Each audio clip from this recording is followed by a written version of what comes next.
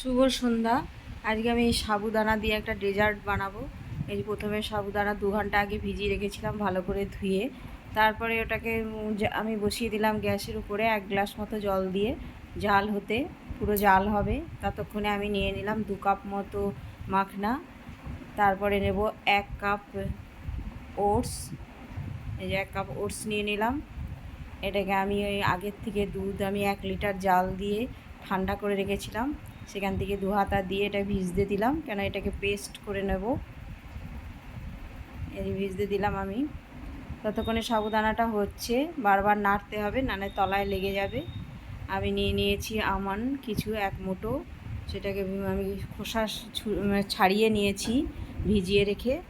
তারপরে ওটাকে টুকরো টুকরো করে নিয়েছি। কিছু এই যে ড্রাই ফ্রুট নিয়েছি, তা এই আমন্ডটা আর কাজুটা এই যে ভিজিয়ে রেখেছিলাম মাখনা আর ওটস এর মধ্যে দিয়ে দিলাম, কেন এই দুটো জিনিস ওর সঙ্গে পেস্ট করে নেব। এই যে আমি মিক্সিং জারে নিয়ে নিচ্ছি, পেস্ট করব ভালো করে। এই আমার পেস্ট হয়ে গেছে। তারপরে ওই 1 লিটার দুধের মধ্যে আমি এটা দিয়ে ভালো করে মিশিয়ে নেব।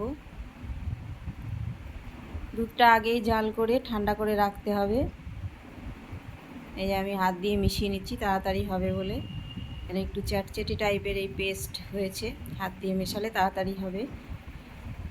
তারপরে ওখান থেকে 2 হাতা মতো জাল করা সাবুদানা দিয়ে দিলাম, দিয়ে এটাও মিশিয়ে নেব ওর সঙ্গে। কেউ যদি ভাবে এইভাবে খেতে পারবে তাহলে খাওয়া যায়, ড্রাই ফ্রুট মেশানোর দরকার নেই। উপোস করে থাকলে ব্রত করে এটা খেলে দারুণ, পেট একদম ভরে থাকে। বাচ্চাদের খুবই হেলদি একটা খাবার, বড়দেরও তাই। দিয়ে দিলাম খেজুর, কিশমিশ, শসা, কাজু আর আমসত্ত্ব নিয়েছি টুকরো টুকরো করে কেটে।